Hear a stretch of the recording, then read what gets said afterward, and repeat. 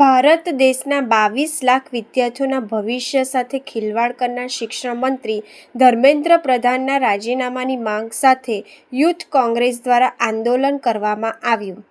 વડોદરા શહેર યુથ કોંગ્રેસ દ્વારા ધર્મેન્દ્ર પ્રધાનના પુતળા જલાવીને વિરોધ પ્રદર્શન કરવામાં આવ્યું। આજ રોજ અમારા દ્વારા વડોદરા ગાંધીનગર ગૃહ પાસે શિક્ષણ મંત્રીનું પૂતળું દહન કરવામાં આવ્યું છે। કારણ કે તમે જુઓ કે જે રીતે નીટની એક્ઝામનું પેપર લીક થયું, એસએસસીની એક્ઝામનું પેપર લીક થયું, એવી રીતે જેટલી બી નેશનલ એક્ઝામો છે 24થી પણ વધારે એક્ઝામોનું પેપર રિસેન્ટલી લિંક થયું છે।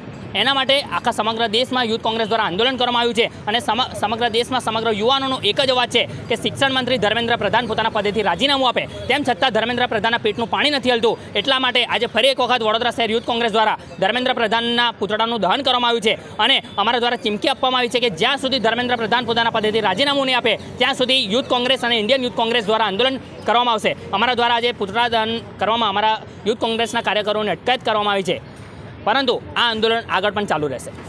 નિખિલ સોલંકી।